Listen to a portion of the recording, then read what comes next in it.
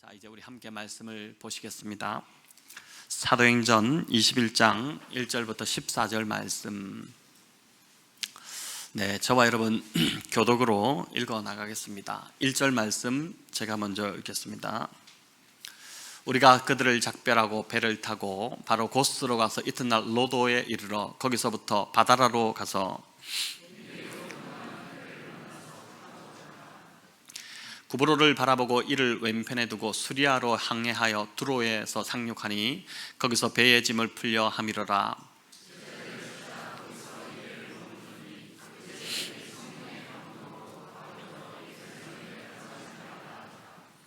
이 여러 날을 지낸 후 우리가 떠나갈새 그들이 다 그 처자와 함께 성문 밖까지 전송하거늘 우리가 바닷가에서 무릎을 꿇어 기도하고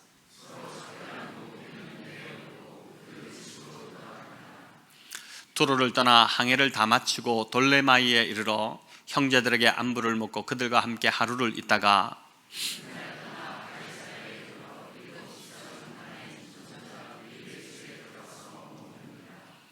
그에게 딸 넷이 있으니 처녀로 예언하는 자라.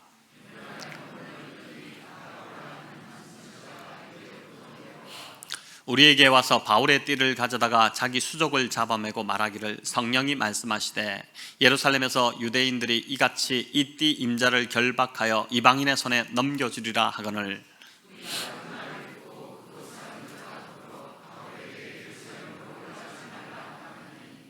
바울이 대답하되 여러분이 어찌하여 울어 내 마음을 상하게 하느냐. 나는 주 예수의 이름을 위하여 결박당할 뿐 아니라 예루살렘에서 죽을 것도 각오하였노라 하니 그가 고난을 받지 아니하므로 우리가 주의 뜻대로 이루어지이다 하고 그쳤노라. 아멘. 네, 바른 선택의 기준이라는 제목으로 오늘 본문을 가지고 하나님 주시는 말씀을 듣고자 합니다. 지난주 우리는 사도행전 20장을 통해 말씀을 듣다가 3층 난간에서 떨어져 이제 죽은 그 유두고가 살아났던, 그래서 그 일로 많은 사람들이 적지 않은 위로를 받았던 그 내용을 살펴보았습니다. 그러면서 제가 이제 드렸던 말씀은 구원받은 우리들이 적극적으로 해야 할 그 일도 바로 내 주변의 사람들을 권하는 일이라고 하죠. 권하다는 뜻이 위로하고 격려하여 말씀으로 그 사람을 세우는 일, 그게 우리가 해야 될 이 땅의 사명과 같은 일이다, 그 말씀을 드렸습니다. 밤새 드로아의 한 3층 집에서 말씀을 전한 이 바울은 새벽에 드로아를 떠났고 이어 이제 밀레도라는 곳에서 에베소의 장로들을 마지막으로 만납니다. 그리고 나서 그들에게 그 유명한 사도행전 20장의 고별 설교를 이제 남기게 됩니다. 이후에 바울은 다시 배를 타고 여러 도시들을 거치면서, 오늘 우리가 본문에서 읽었던 여러 도시들이 나오는데 그런 도시들을 거쳐서 예루살렘으로 향하게 되는데 항해 도중 배가 잠시 두로에 이제 정박하게 됩니다. 우리 4절을 같이 한번 읽어보겠습니다. 제자들을 찾아 거기서 이래를 머물더니 그 제자들이 성령의 감동으로 바울더러 예루살렘에 들어가지 말라 하더라. 여기 보니까 거기서 이래를 머물렀다 이렇게 돼. 이 거기가 어디냐면은 바로 두로를 말합니다. 두로에서 일주를 머물렀는데 그 이유는 바울이 탔던 이 배가 연안을 따라가는 작은 배가 아니라 바다를 가로질러 항해하는 거대한 상업용 선박이었기 때문입니다. 두로는 해상무역으로 굉장히 이전부터 이제 유명세를 떨쳤던 도시였지 않습니까? 그러다 보니 배에 실은 이 물건들을 내리고 다시 물건들을 실는데 일주일 정도의 시간이 필요했던 것입니다. 자, 이 기간 동안 바울은 두로에 있는 제자들을 찾아갔습니다. 아마도 두로에 이미 세워져 있던 교회였을 것입니다. 사도행전 11장 19절에 보면 스데반의 순교로 흩어진 제자들이 베니게와 구브로와 이제 안디옥까지 이르러 말씀을 전했다 이렇게 하는데, 이 베니게가 바로 이 두로 도시를 포함하고 있는, 우리로 말하면 뭐 경기도 또는 무슨 미국의 주 같은 그런 큰 곳이었는데, 그렇기 때문에 여기 베니게까지 갔다면은 반드시 베니게의 중요한 도시였던 두로에 복음이 전해졌을 것이고 교회가 세워졌던 것으로 그렇게 봅니다. 자, 그런데 그 교회 안에 보니까 예언의 은사가 있는 자들이 있었습니다. 그들이 성령의 감동을 받아 바울더러 예루살렘에 가지 말라라고 말합니다. 바울에게 지금 예루살렘에 가면 큰 위협이 기다리고 있으니 가지 말라고 한 것입니다. 자, 이 말을 듣고 바울이 아무 대꾸도 하지 않습니다.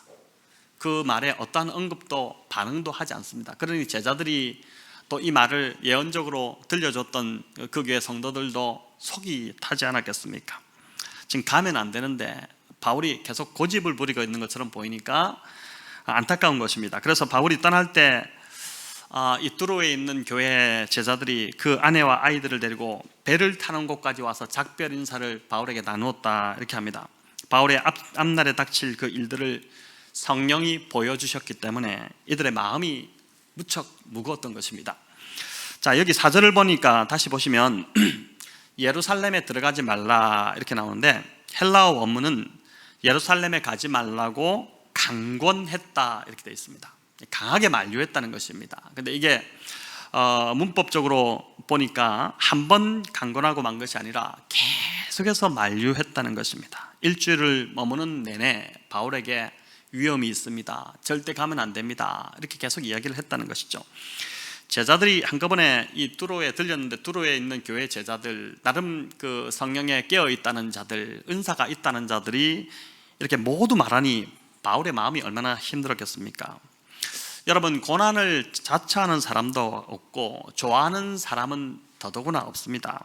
어떻게 해서든지 어려움을 피해보려고 하는 게 인간의 본성인데, 바울은 이 본성을 따르지 않고 성령에 매여서 지금 움직이고 있습니다.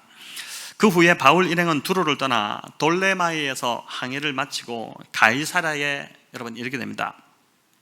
드로아에서 보면은 1000km 정도가 넘는 그러한 거리입니다. 긴 항해를 마치고 오늘날 그 이스라엘의 북쪽 가이사랴 항구에 도착했고, 이제 가이사랴에서 예루살렘까지는 육로로 한 100km 정도만 더 가면 예루살렘에 도착하게 됩니다.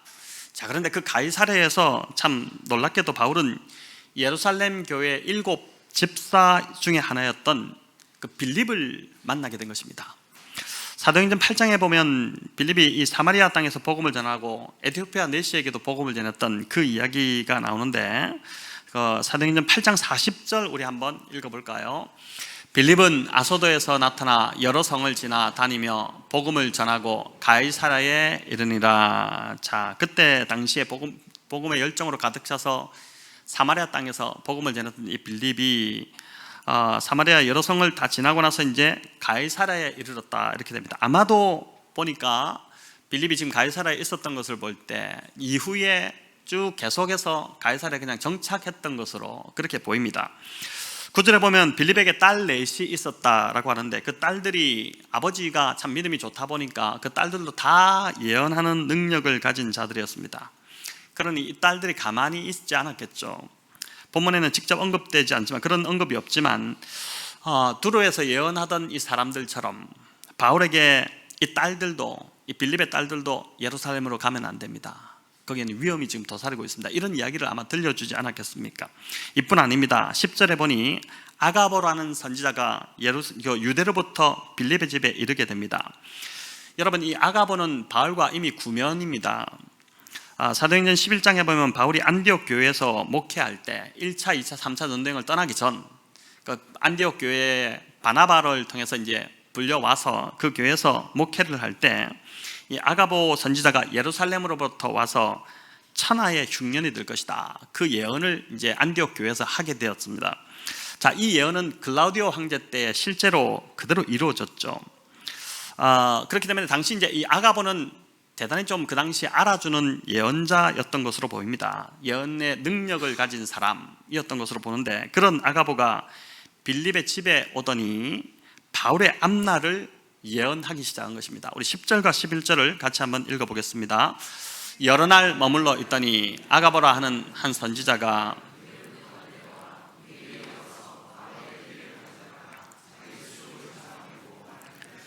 성령이 말씀하시되 예루살렘에서 유대인들이 이같이 이띠 임자를 결박하여 이방인의 손에 넘겨주리라 하거늘. 아멘. 자, 아가보가 지금 예언을 하는데, 바울이 예루살렘에서 유대인들에게 결박되어서 이방인의 손, 즉 로마 군대에 넘겨질 것이다, 결박될 것이다, 이렇게 예언을 한 것입니다. 자, 이렇게 되자 이제는 바울과 함께 예루살렘으로 함께 가던 그 일행들까지 합세해서 바울을 만류하기 시작합니다. 한 두 번은 그냥 참고 있었는데 아가보라는 대예언자가 예언을 하니까 이제 막 만류를 하기 시작한 거죠. 안 됩니다. 올라가면 안 될 것 같습니다. 이렇게 했는데 12절입니다. 우리 같이 한번 볼까요? 우리가 그 말을 듣고 그곳 사람들과 더불어 바울에게 예루살렘으로 올라가지 말라 고나니. 자, 바울이 드로아에서 출발해서 가이사랴까지 오는 그 백길이 한 1, 2주 정도 되었을 것으로 걸렸을 것으로 그렇게 보는데, 그 사이에 세 차례나 여러 사람들이 특히나 아가보까지 합세해서 바울에게 예루살렘으로 가지 말라고 만류하고 있습니다. 그것도 사람의 생각이 아니라 성령의 감동을 받은 예언으로 가지 말라고 하는 것입니다. 자, 이 정도 되면 바울이 예루살렘으로 가지 않겠다고 한들 뭐라고 할 사람은 없을 것 같지 않습니까? 또 웬만한 사람 같으면 겁이 덜컥 나겠죠. 대단히 무슨 큰 일이 일어날 모양이다. 가면 안 되겠구나. 그래서 이제 상황을 합리화해서 예루살렘에 올라가지 않으려고 할 것입니다. 내가 잡히는 것은 뭐 괜찮은데 나와 함께 가는 누가와 또 이런 다른 우리 제자들이 곤욕을 치르게 되고 그들도 함께 잡히게 되면 복음의 진보가 아니라 오히려 후퇴를 가져오지 않느냐. 그렇기 때문에 우리 지금 예언도 이러니, 예언하는 자들이 저렇게 말하니 우리 예루살렘으로 가지 말고 우리 그냥 로마로 가자, 지금 바로 당장 로마로 떠나자, 이렇게도 충분히 할 수 있었겠죠. 전혀 문제가 없었을 것입니다. 하지만 바울은 그렇게 반응하지 않습니다. 13절인데 우리 같이 한번 읽습니다. 바울이 대답하되 여러분이 어찌하여 울어 내 마음을 상하게 하느냐. 나는 주 예수의 이름을 위하여 결박당할 뿐 아니라 예루살렘에서 죽을 것도 각오하였노라 하니. 참, 바울의 반응이 참 놀랍습니다. 예언하는 자들이 이미 여러 번 결박당한다, 당신 가면 반드시 결박당한다, 이렇게 하니까 바울은 예수님을 위해서 결박당하는 것뿐만 아니라 예루살렘에서 난 죽을 각오도 하고 있다, 더 세게 이야기하는 것이죠. 이렇게 되니까 사람들이 더 이상 만류하지 못하고 어떻게 합니까? 주의 뜻대로 이루어지리다, 이렇게 하고 이제 끝을 냅니다. 자, 그런데 오늘 본문 앞장인 20장 22절 23절에 보니까 사람들이 바울에 대해 예언하기 전에 이미 성령님께서 바울에게 친히 먼저 그가 결박당할 것이라는 것을 말씀해 주셨습니다. 우리 20장 22절 23절 읽어볼까요? 보라, 이제 나는 성령에 매여 예루살렘으로 가는데 거기서 무슨 일을 당할는지 알지 못하노라. 오직 성령이 각 성에서 내게 증언하여 결박과 환난이 나를 기다린다 하시나. 자, 여기 보니까 이 말씀대로 예언자 아가보나 또는 두로의 제자들이 엉터리 예언을 한 것이 아니죠. 바울이 예루살렘에 가면 반드시 결박될 거라는 그 예언을 하나님께서 주신 것이 그 같은 내용입니다. 하지만 그들은 그런 예언을 왜 주셨는지 그 이유를 모르죠. 어떤 상황이 전개되는지 잘 모릅니다. 모르고 그냥 단지 하나님 주신 마음을 따라서 바울 올라가지 마세요, 예루살렘에 가면 당신은 반드시 결박당하고 환난을 당할 것입니다, 그 이야기만 하는 것입니다. 그러나 바울은 이 상황이 지금 어떻게 돌아가는 것을 알고 있지 않습니까? 자, 그런데 여기서 궁금증이 여러분 생기지 않습니까? 성령께서 바울에게 이미 환난과 결박이 기다리고 있다는 것을 알려주셨는데 왜 또 굳이 아가보나 두로의 제자들에게까지 바울이 예루살렘에 가면 결박될 거라는 그것을 예언으로 알려주셨을까요? 요즘도 뭐 예언의 은사들이 있기도 하지만 뭐 그런 예언의 은사를 가진 자들이 한 사람에 대한 이야기를 해주지만 제가 이제 그 예언을, 동일한 예언을, 똑같은 토시 하나 틀리지 않는 예언을 두 번을 통해서 다른 두 사람을 통해서 이제 들었던 그런 경험이 있습니다.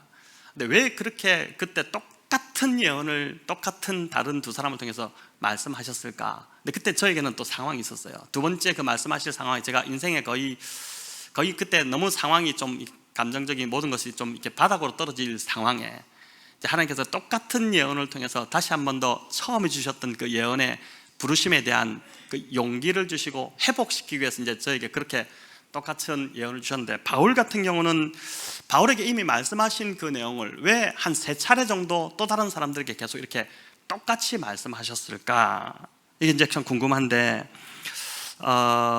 두 가지 이유를 여러분 생각할 수 있습니다. 하나는 교회를 준비시키기 위함이었습니다. 이제 바울은 예루살렘에서 붙잡혀 결박될 것인데 이제는 바울 없이, 바울이 이 교회들을 다 세웠지 않습니까? 이제는 바울 없이, 그렇게 의지하던 바울이 없어지니 그 바울 없이 너희 스스로 교회를 세워나갈 때이다. 성령께서 이런 메시지를 주심으로 바울이 떠나고 난 후에 교회가 스스로 자립할 수 있도록 준비시키고자 몇 차례의 이런 예언을 주셨다고 보는 것입니다. 또 하나는 이제 바울을 준비시키기 위함이었습니다. 그 당시 세워졌던 교회를 준비시키기 위해서 예언을 주셨고, 또 하나는 바울을 준비시키기 위함이었습니다. 성령께서 이미 바울에게 말씀해 주신 것을 다른 사람들의 그 예언으로 확정해 주신 것이죠. 이런 반복되는 동일한 예언으로 바울은 정말 마음의 준비를 단단히 하지 않았겠습니까? 아, 진짜 나에게 이런 환난이 오는구나, 내가 정말 더 기도해야겠다, 이런 준비를 했을 것입니다. 자, 우리가 오늘 주목해서 보아야 할 부분이 있는데, 뭐냐면 이제 이 본문에서 이제 오늘 제목이 선택의 바른 기준이라는 제목인데, 바울의 선택의 기준이 자신의 이득에 있지 않았다는 점을 우리가 좀 볼 필요가 있습니다. 우리는 고난을 피하는 쪽으로 선택을 합니다. 고난이 있으면 선택하려고 하다가도 중단하죠. 앞길에 어려움이 불보듯 보이는데 그걸 선택할 사람이 누가 있겠습니까? 그러나 바울은 결박과 환난이 기다리고 있었음에도 여전히 예루살렘으로 가기로 결정합니다. 바울의 선택 조건에는 그런 고난과 어려움이 이유가 되지 않았다는 것입니다. 자, 그럼 바울이 이런 고난이 기다림에도 예루살렘으로 가기로 선택한 그 이유가 무엇일까요? 여러분, 사도행전 20장 24절에 그 이유를 밝히고 있는데 우리 같이 한번 읽어보겠습니다. 내가 달려갈 길과 주 예수께 받은 사명, 곧 하나님의 은혜의 복음을 증언하는 일을 마치려 하면은 나의 생명조차 조금도 귀한 것으로 여기지 아니하노라. 아멘. 자, 우리가 잘 아는 말씀인데 이 한 구절에서 우리는 바울의 가장 큰 관심이 무엇이었는지를 알 수 있습니다. 바로 하나님의 은혜의 복음을 증언하는 그 일을 자기 인생을 통해서 잘 마치는 것, 그게 바울에게는 가장 중요한 일이었습니다. 유진 피터슨께서 메시지 성경으로 이제 쓰신 이 부분을 읽어보면 좀 더 내용이 선명해지는데 우리 같이 한번 또 읽어보겠습니다. 나에게 가장 중요한 것은 하나님께서 시작하신 일을 마치는 것입니다. 주 예수께서 내게 맡기신 사명, 곧 믿을 수 없을 만큼 후히 베푸시는 하나님의 자비를 내가 만나는 모든 사람에게 알리는 것입니다. 아멘. 자신이 받은 분명한 은혜가 있었기 때문에, 그 은혜가 흘러넘치고 있었기 때문에 전하지 않을 수 없었고, 그 전하는 것을 자신의 인생의 사명으로 알고 있었다는 것이죠. 여러분, 바울이 예루살렘의 오순절에 맞추어 가고자 막 서두르고 있습니다. 이 사도행전은 본래는 6월절에 맞추고자 했는데 유대인들의 관계로, 유대인들이 그걸 막음으로, 돌아가는 길을 막음으로 빙 둘러서 돌아갈 수밖에 없어서 시간이 걸려서 결국 6월절을 놓쳐버리고 이제 오순절이라도 예루살렘에 가서 지내겠다, 그렇게 이제 결단하고 서두르고 있는데, 여러분, 그렇게 했던 이유도 유대인으로서 절기를 지켜야 될 의무가 있기 때문에 간 것이 아닙니다. 오순절의 절기를 지키기 위해 예루살렘에는 거의 200만 명이 넘는 그 디아스포라 유대인들이 세계 각처에서 예루살렘으로 이렇게 모여들었습니다. 그들에게 예수님을 전하고자 하는 목적, 단 한 가지, 그 목적 때문에 오순절에 꼭 도착하기 위해서 바울이 서둘렀던 것이죠. 자, 바울이 이렇게 보면 참 대단한 사람이라는 생각이 들지 않습니까? 그 1차, 2차, 3차에 걸친 전도행을 통해서 오늘날 터키와 그리스 지역, 그 먼 지역을 다 오가면서 복음을 전했지만 여전히 바울은 만족하지 못하고 있습니다.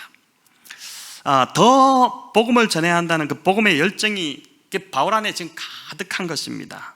교회를 다녀도 평생을 한 사람도 전도하지 못하고 그냥 교회를 끝내는 사람이 있을 수도 있을 것 같은데, 바울은 그 넓은 지역을 다니며 그렇게 많이 전도하고 교회를 세우는데도 여전히 갈증이 있는 것입니다. 여전히 부족하다고 생각하는 것입니다. 그래서 오순절이라는 이 절기만큼 복음을 전하는데 정말 효과적인 기회도 없다고 생각하고 오순절에 맞추어서 지금 예루살렘으로 들어가려고 그렇게 부지런히 지금 서두르고 있는 것이죠. 오순절에는 절기를 지키기 위해서 세계 각처에서 흩어져 살던 이 디아스포라 유대인들이 예루살렘에 모일 것이고, 그러면 정말 단기간에 수많은 사람들에게 효과적으로 그 복음을, 예수님을 전할 것이기 때문에 그 목적 하나를 가지고 지금 그가 이동하고 있는 것입니다. 참 여러분, 오늘 안타깝게도 선교지로 가는 길이 점점 더 막히고 있습니다. 중국과 인도는 벌써 한 몇 년 전부터 선교사를 다 추방하고 있습니다. 그래서 지금까지 하던 선교사를 파송하는 가는 선교도 참 중요하지만 이미 우리 옆에 가까이 와 있는 외국인 근로자와 유학생들, 또 이들만큼 선교에 좋은 자원이 없다는 것을 저희 교회도 좀 분명하게 좀 붙들어야 할 것 같습니다. 우리가 그들의 언어를 배우는 수고를 하지 않아도 됩니다. 한국에 돈 벌러 오고 또 공부하러 왔기 때문에 언어를 배워서 한국말을 다 할 수 있는, 어느 정도는 다 말이 되는 사람들입니다. 또 많은 선교지가 이제 복음을 전하는데 제한을 받고 있습니다. 여러분, 정말 많은 것들이 복음을 함부로 전할 수 없습니다. 제가 이제 여러분 베트남 놀러 많이 가잖아요. 다낭도 가고, 요즘 다낭이 참 그렇게 인기라는데 얼마나 좋은지 모르겠지만은 제가 베트남을 이제 선교팀을 이끌고 호치민과 하노이 쪽을 이제 다녀왔었는데, 호치민에 갔을 때 이게 뭔가 복음을 전하기가 너무 제한적인, 진짜 좀 답답하면은, 여러분 베트남에 여행을 가면 얼마나 좋습니까? 먹거리가 많고 볼거리가 많고. 근데 복음을 전하러 가보니까 진짜 복음을 전하기가 너무나도 막혀있는 나라가 베트남이었습니다. 그래서 이제 이렇게는 안 되겠다 싶어서 어떤 한 유치원 어린아이들에게 복음을 전하기 위해서 우리가 정말 비밀작전을 펼치고 그곳에 이제 가기로 그쪽하고만 연락을 하고 아이들을 데리고 이제 준비했던 썸이나 드라마나 이런 걸 하려고 이제 갔는데, 복음을 전하고 갔는데 도착하니까 유치원 앞에 공안이 이미 와서 진을 치고 있는, 정말 어떻게 정보력이 얼마나 빠른지, 복음을 정말 전하지만. 그래서 저희가 호치민에서 3일 머물면서 할 수 있었던 것은 고작 뭐냐면은 높은 빌딩 위에 가서 베트남을 보면서 중보기도 하는, 그 도시를 바라보면, 그 영혼들을 바라보면 중보기도 하는, 또 높은 산 같은 데 올라가서 중보하는 것이 참 전부였습니다. 그만큼 이런 제한이 많고, 또 치안이 너무 불안하다 보니까 선교사들이 그 나라에, 선교지에 머무는 것이 참 불안할 수밖에 없는 그런 상황입니다. 하지만 이미 이 땅에 들어온 외국인들에게 복음을 전하는 것, 여러분, 이 너무 쉬운 일이지 않습니까? 이보다 더 복음을 전할 좋은 기회가 어디 있겠습니까? 가장 우리 선교의 대상이 이미 우리 옆에 와 있다는 것이죠. 그래서 이제 오늘 이제 함께 사정 때문에 모르는 것 같은데, 우리 네팔에서 온 디팍 형제님 같은 경우 저희 교회가 올 때 참 그를 정말 극진히 잘 섬겨야 될 이유가 바로 이런 이유가 있는 것이죠. 바울이 그가 선택한 결정에 대해 여러 사람의 권유와 예언에도 절대 흔들리지 않았던 이유, 전혀 요동하지 않았던 그 이유는 바로 복음을 전하고 영혼을 구원하는 것이 그의 선택의 가장 중요한 기준이었기 때문입니다. 일이 힘들고 어렵고가 기준이 되지 않았습니다. 돈을 많이 벌고 수입이 늘어나는 것, 그것도 기준이 아닙니다. 나에게 유익이 되느냐 아니냐, 그걸 가지고 따지지도 않았습니다. 오직 바울의 선택의 기준은 성령에 매여 성령이 이끄시는 대로 가는 것이 기준이었고, 또 복음을 전하고 영혼을 구원하는 것에 최우선을 두는 것, 그게 그의 유일한 선택의 결정의 기준이었다는 것입니다. 그 일을 더 효과적으로 할 수 있는 쪽으로 선택을 한 것이고, 그런 기준으로 선택했기에 그는 어떤 예언이나 사람의 만류, 또 결박과 환란이 예루살렘에서 지금 자기를 기다린다 하더라도 그것에 흔들리지 않고 결정한 대로 그냥 그 오순절에 모이는 수많은 사람들에게 복음을 전할 그 기회를 놓치지 않기 위해서 그가 그냥 끝까지 밀고 나갔던 것입니다. 성도 여러분, 혹 요즘 선택의 기로에 서 있지 않습니까? 이번 한 주도 참 많은 선택을 하시다가 이 자리에 오셨을 텐데, 어떤 것에 투자를 해야 할지 말지를 고민하시는 우리 성도님도 있을 테고, 또 이사를 해야 될지 아니면 지금 사는 곳에서 그냥 살아야 할지, 그걸 선택하는 분도 있을 것입니다. 또 어떤 분은 새로운 일을 시작하기 위해 선택의 기로에 서 있을 수도 있고, 하던 일을 멈춰야 할지 말지를 선택하는 그 순간에 있을 수도 있을 것입니다. 또 요즘 청년들만큼 참 고민이 깊은 세대도 없다 이렇게 하는데, 취업을 앞두고 선택의 기로에 서 있을 수도 있고, 또 배우자를 선택하는 결정 앞에 서 있는 우리 청년들도 있지 않겠습니까? 이런 선택의 순간에서 사람들은 참 선택을 어려워합니다. 또 대부분의 사람들에게 선택의 기준은 연봉이 더 많은 쪽, 내가 더 편한 쪽, 나에게 더 유리한 쪽, 나에게 더 이익이 되는 편, 내가 부담 가지 않는 쪽, 이거를 대부분 결정의 기준으로 생각하고 그렇게 선택합니다.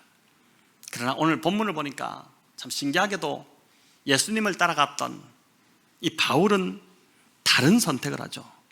그가 우리에게 제시하는 선택의 기준이 두 가지인데, 첫째는 다시 한번 좀 정리하면 나의 이 선택을 통해 성령의 인도함을 더 잘 받을 수 있는지를 보라는 것입니다. 연봉을 많이 받고 환경이 더 편하게 된다 하더라도, 또 돈을 더 많이 벌 수 있다 하더라도 그 선택이 성령의 인도함을 받기보다 오히려 성령님과 친밀하게 동행하는 삶을 방해하는, 즉 다시 말해 신앙생활 하기에 더 어려운 선택이라면 그리스도인은 과감히 포기할 줄 알아야 된다는 것입니다. 내가 내리는 이 선택이 지금 잘하던 나의 기도 생활을 오히려 멈추게 하는 결정이라면 여러분 그건 정말 어리석은 선택입니다. 그건 잘못된 선택입니다. 목회를 하면서 보니까 왜 사람들이 오래 믿어도 영적인 진보가 없고 늘 제자리를 머무는지, 아니 오히려 더 퇴보하고 있는지 그 이유를 보니까 요즘 들어서 좀 묵상한 내용인데요, 기도하지 않기 때문인 것 같아요. 기도하지 않기 때문에. 일주일을 놓고 보더라도 정말 기도하지 않았다는 것을 여러분 인정할 수밖에 없을 것입니다. 이번 주 얼마나 기도하셨습니까? 여러분 정죄하기 위해, 책망하기 위해서 제가 여러분에게 이 말을 하는 것이 아니라 오늘 이 말씀 앞에서 우리를 한번 돌아보자는 것입니다.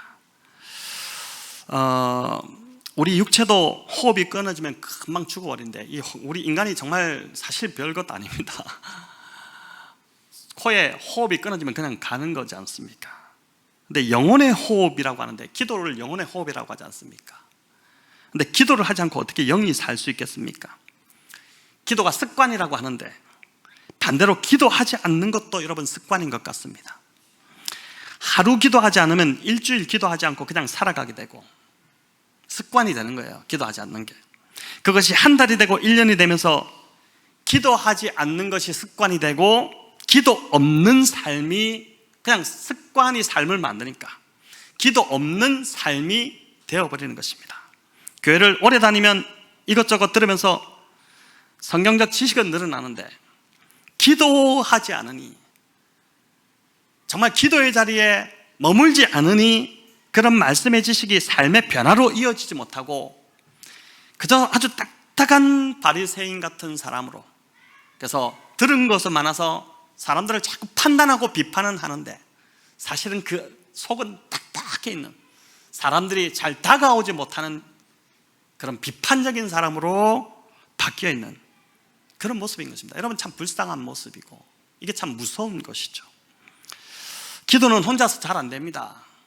해보셔서 아시겠지만 웬만해서는 우리 예수님의 내공 정도 아니면 혼자서 안 될 거예요. 새벽에 일찍 일어나서 기도하시고 밤이 맞도록 기도하시고 때로는 밤새 기도하시고, 예수님 그렇게 하시는데 우리 그 정도 됩니까? 안 되잖아요. 그래서 우리가 잘 아는 그 모닥불 비유가 있듯이 불이 활활 타오르는데 거기서 나무대기 하나 딱 빼버리면 잘 붙던 나무대기도 그냥 불이 꺼져버리지 않습니까? 혼자 안 되기 때문에 기도의 자리로 나오는 것입니다. 연약하기 때문에, 부족하기 때문에. 혼자서 잘하면 제가 그냥 하라고 하겠습니다. 근데 그게 안 되기 때문에, 저도 안 되는데요. 그렇기 때문에 우리가 함께 나와서 기도의 불을 붙이는 것이고, 기도의 불 속에 들어가다 보면 우리 딱딱했던 이 마음이 녹아지게 되고, 내 마음대로 살려고 했던 그 마음들이 무너지게 되고, 다시 한 번 더 예수님이 나의 주인이라는 그 고백을 하게 되는 것이지 않겠습니까? 그래서 여러분, 교회의 공적 기도 모임에 가급적 빠지지 마시고 모든 것을 총동원해서라도 조정할 수 있으면 다 조정해서, 돈 좀 손해보면 어떻겠습니까? 여러분, 돈 좀 잃는다고 그게 뭐 인생이 이뤄집니까? 영혼을 잃어버리면 다 끝나는 거 아니에요? 돈을 좀 잃더라도 영혼을 잃지 않기 위해서 교회의 공적 기도 자리에 여러분 나오기를 힘쓰시는 이 가을 기도하기가 얼마나 좋습니까? 그런 우리 성도님들 다 되시면 좋겠습니다. 여러분, 내가 지금 내리려는 이 결정이 나를 더 많이 기도하게 하지는 못할 망정, 하던 기도의 습관마저, 그 기도의 시간마저 멈추게 하고 또 예배를 꾸준히 드리지 못하게 방해하도록 하는 선택이라면 절대 선택해서는 안 되는 올바른 선택이 아님을 아셔야 합니다. 그 선택이 아무리 많이 돈을 벌고 안락한 삶을 우리에게 보장해 준다 하더라도 나의 영이 지금 하나님과 멀어지고 나의 영이 점점 죽어가는데 잘 먹고 잘 누리고 해봤자 무슨 소용이 있겠어요? 우린 영혼을 살 사람들인데, 그렇지 않겠습니까? 그래서 나의 영이 하나님과 멀어지게 하는 결정이기 때문에 결코 유익하지 않다는 것을 붙드시길 바랍니다. 여러분, 둘째는 나의 이 선택이 복음을 전하고 영혼을 구원하는 것에 우선이 되는 선택이냐 하는 것입니다. 어떻게 보면 이 말, 목사님 하루하루 살기도 급합니다. 무슨 복음을 전하고 영혼을 구원한다네요. 그렇게 생각하실 수도 있겠지만은 다시 한번 좀 들어보시기 바랍니다. 여러분, 바울에게는 결박되고 환난을 당하는 것 이게 중요치 않았습니다. 오직 복음만 효과적으로 전할 수 있다면, 오순절에 모였던 그 200만 명이 넘는 유대인들에게 정말 내가 예수님이 어떤 분이시라는 것을 전할 수만 있다면 결박당하더라도, 환난을 당하더라도, 심지어 내가 목숨을 잃는다 하더라도 나는 예루살렘으로 가겠다. 이게 바울의 결단이었습니다. 여러분, 오늘 본문 21장 13절 다시 한번 보여주시기 바랍니다. 바울이 대답하되 여러분 어찌하여 울어 내 마음을 상하게 하느냐? 나는 주 예수의 이름을 위하여 결박당할 뿐 아니라 예루살렘에서 죽을 것도 각오하였노라 하니. 자, 주 예수의 이름을 위하여, 바울이 이렇게 말하고 있지 않습니까? 우리는 어찌 보면 지금까지 예수님을 믿었지만 주 예수의 이름을 위하여 산 것이 아니라 내 이름을 위하여, 내 이름을 더 빛내게 하여 선택한 것. 내 선택들이 다 그런 선택이었을 것이고, 내 이름을 위하여 결정하고 내 이름을 위하여 살았을 수 있습니다. 오늘 이 말씀은 어쩌면 우리에게 하나님께서 이렇게 말씀하시는 것 같아요. 네가 너를 위하여 사는 일은 지금까지 이제 충분히 했으니 이제는 남은 삶 중에 제발 좀 주 예수의 이름을 위하여 선택하고 그 이름을 위하여 결박도 좀 당해보고 그 이름 때문에 환난도 좀 겪어봐야 되지 않겠느냐. 그거 하고 내 앞에 와야지. 아무것도 안 하고 편하게만 살다가 왔다고 내 앞에 와서 자랑할래? 복음을 위해서 어떠한 환난도 당해보지 않고 고난도 당해보지 않고 그렇게 잘 살았습니다. 아주 편안하게 안락하게 잘 살았습니다. 그렇게 하고 와서 그게 하나님 앞에서, 우리가 주님 앞에 나중에 갔을 때 자랑이 되겠습니까? 성도 여러분, 우리의 선택의 기준이 이런 기준이 될 때 우리가 무엇을 하든 어디에 있든 우리의 삶은 진짜 진정한 만족이 우리 안에서 일어나기 시작할 것입니다. 정말 행복함을 느끼는 삶이 되기 시작할 것입니다.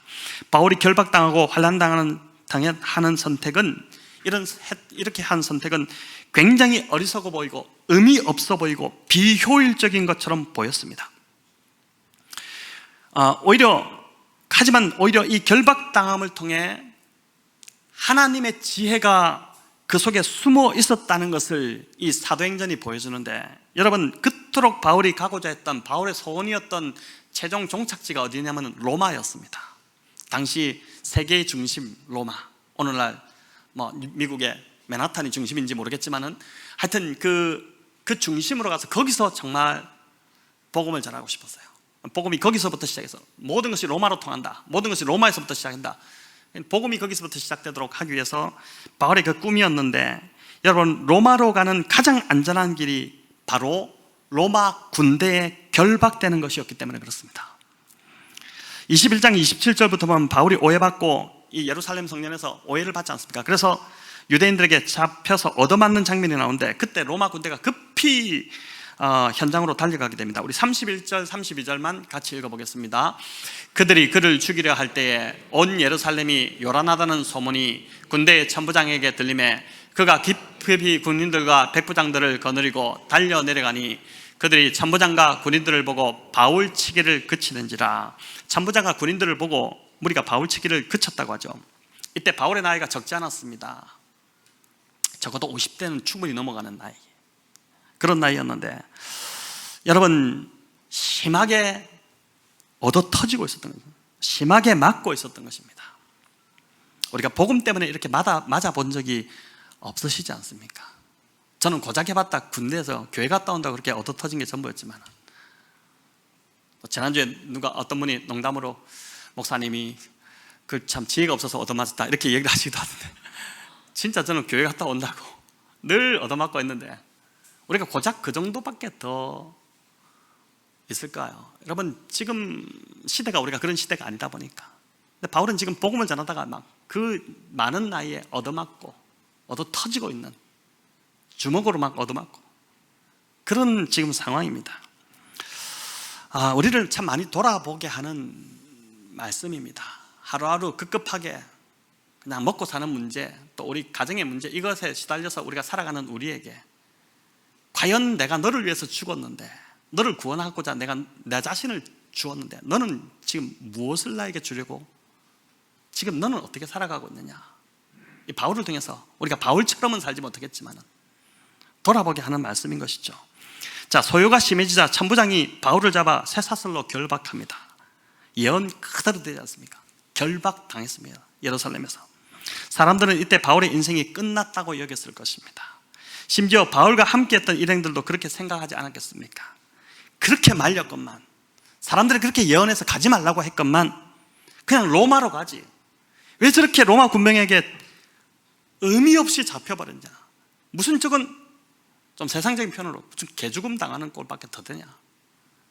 얼마나 어리석은 선택이었나. 이 바울이 이제 어떻게 하나, 이렇게 같은 일행조차도 그렇게 생각하지 않았겠습니까? 하지만 당시 예루살렘에서 바울에게 가장 안전한 장소가 있다면 그건 바로 안토니오 요새 안에, 로마 군대가 주둔하고 있는 그 안토니오 요새 안으로 결박되어 들어가는 것이었습니다.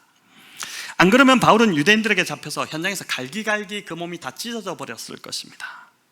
또한 결박되었기 때문에 바울이 그토록 가기를 희망했던 로마로 가장 안전하게 호송될 수 있었습니다. 우리가 뒤에서도 살펴보겠지만 로마로 호송되는 그 과정에서도 유대인들이 40여 명이 바울을 죽이기까지는 내가 먹지도 않고 마시지도 않겠다는 그런 결단하는 대단한 그런 사람들이 막 나타나거든요.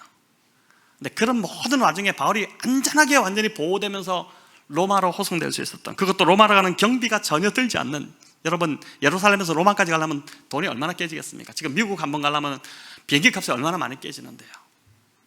그런 것 전혀 없이 공짜로, 아주 공짜로 편안하게 로마까지 호송되는 이런 일이 일어나게 된 것입니다. 자, 이제 말씀을 맺고자 합니다. 인생은 선택의 연속입니다. 또 어떤 선택을 하느냐에 따라 저와 여러분의 인생이 많이 달라질 것입니다. 이 말씀 앞에서 저와 여러분의 선택이 바울처럼 성령의 인도를 받는 것과 또 복음을 전하는 것을 우선으로 하는 것이 기준이 되기를 바랍니다. 그렇게 될 때 세상은 자기들처럼 선택하지 않는 우리를 향해 정말 어리석다, 정말 저렇게 하면 인생이 끝날 건데, 큰 손해를 볼 텐데 그렇게 하겠지만은, 그러나 결코 그 결과가 어리석지 않다는 것을 오늘 바울이 우리에게 보여주고 있지 않습니까? 여러분, 성령의 온전한 인도함을 받는 것, 즉 신앙생활을 더 잘할 수 있도록 하는 방향으로, 그것이 기준이 되어 나의 선택이 되어지고, 또 내가 받은 이 은혜의 복음을 전해 영혼을 구원하는 우선적으로 그 일에 그것이 나의 선택이 기준이 되어진다면, 오늘 바울을 하나님께서 놀랍게 로마로 또 이끌어가는 길을 여셨던 것처럼 저와 여러분, 우리의 삶은 반드시 하나님께서 책임져 주실 줄을 믿으시기 바랍니다. 내가 머리를 굴리지 마십시오. 내가 어떻게 해서 지금 이 상황을 극복해 보려고 하지 마시고, 자꾸만, 특별히 우리가 돈에 많은 매여 있지 않습니까? 돈에 얼마나 많이 매여 있습니까? 돈 때문에 늘 싸우고 돈 때문에 문제가 일어나고, 다 돈이죠. 돈과 재물과 하나님을 겸하여 섬길 수 없다고 하나님 분명히 말씀하셨잖아요. 자꾸 돈에 집착하고 그렇게 됩니다.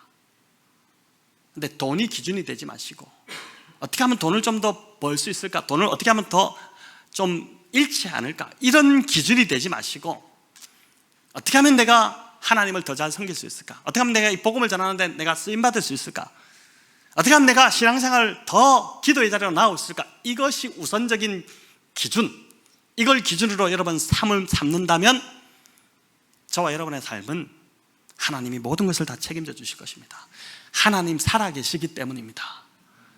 여러분, 이것을 좀 붙잡는 오늘 저와 여러분 되면 좋겠습니다. 선택의 순간에서 인생의 바른 선택을 하시는 우리 복된 백운영동교회 성도님들 다 되시기를 우리 주님의 이름으로 축원합니다.